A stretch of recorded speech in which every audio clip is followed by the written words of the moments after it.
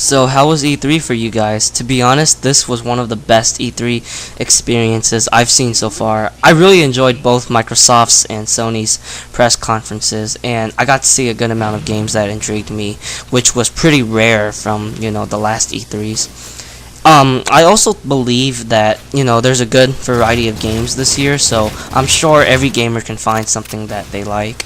Anyways, let's talk about it. So I was really impressed with Microsoft's E3 this year. Definitely an improvement compared to the revealing of Xbox One, and I like the games too.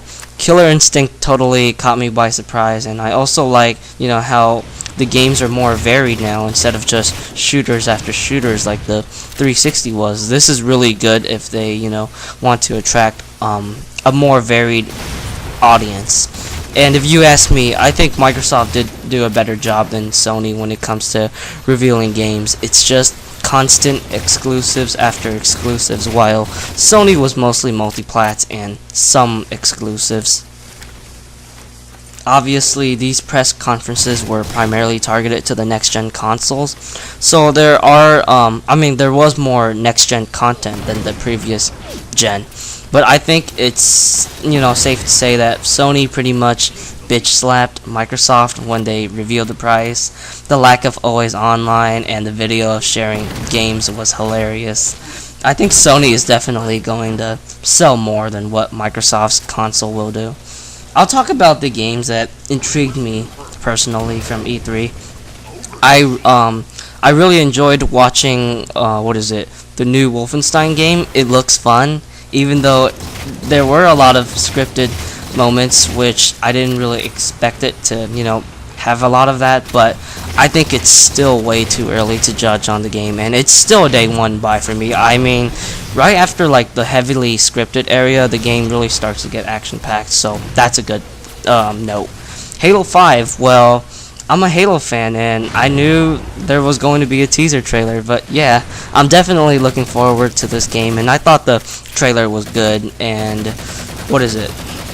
yeah, it was good, and I'm generally not a fan of teaser trailers, so that's saying something right there. Rise. Man, I was looking forward to this game, and I think the graphics look nice, but wow, it's just a quick time event after quick time event.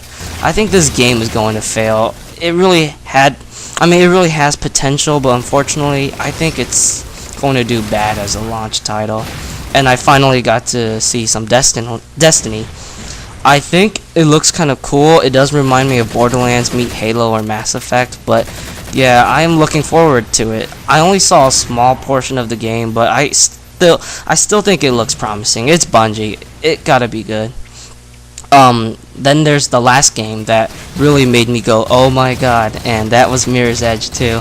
Holy crap, that trailer was amazing. I mean, everything was amazing about this game, and it's definitely the best thing that happened at this E3, hands down. So what console will I be getting? I will tell you the truth, I'm not getting them on day one. I remembered, reading some article that the 360 and PS3 still got a lot of lifespan left. So I think I will be getting the new consoles until 2017. So yeah, I'm gonna be hanging on those consoles I'm hanging on the 360 and PS3 for a while. I just think it's better to jump on the new consoles when the old ones are out of life support, because I think they will get cheaper and there will be more games to play, so that's always a good thing for a gamer. I'm definitely going for the Xbox, and I know some of you guys are probably going to be like, oh, why, dude, why? Well, man, I've always been an Xbox gamer, and the original Xbox really got me into console gaming. I did own a N64 and PS1, but I was never too hardcore on console gaming compared to PC until the Xbox. I will say that I hope, Microsoft's new console will fail miserably on launch day. Let's face it, guys, all the stuff we're hearing, it's bad news for us serious gamers. I don't want to connect. It's stupid, and I don't need it. And I guarantee you, if Microsoft cuts it out like $150 cheaper and they support used games and not make it always online, Microsoft got a nice advantage over Sony's console. So let's just say that, their launch day, it's terrible, and they decided to do those modifications. Maybe I will start, buying the Xbox One when they start doing that. I think they're really doing a good job with the games. They're coming out hard with the exclusives, like they're hiring more developers to make Xbox One experiences that can only be played on the console. It's really sad to see how their console devolved. I mean, I remember looking back at the 360, it really did improve. It really did improve a lot of the things over the original Xbox. It made mistakes too, like the red ring of death or the lack of variety within the games, but I think it was a great console overall. I mean, holy crap, Xbox Live Arcade was amazing compared to the original Xbox. I also want to mention what I mean about the lack of variety within the games. I mean the exclusives.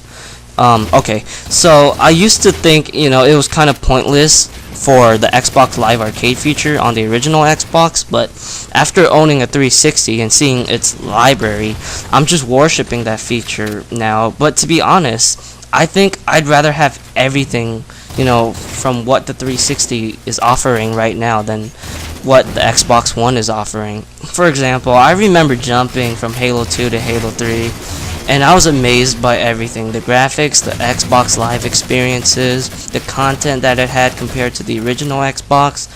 It gave me that next-gen experience. For this console, I don't even know if it's going to, hold that magic. I mean, I can't even buy used games. I have to be constantly connected to the internet, and I'm not sure if that's going to increase more lag, from my online experiences, because my connection is not the best, and that's really, making me kind of shy away from this console. Anyways, share me your thoughts and tell me your experiences at E3 or whatever you feel about it.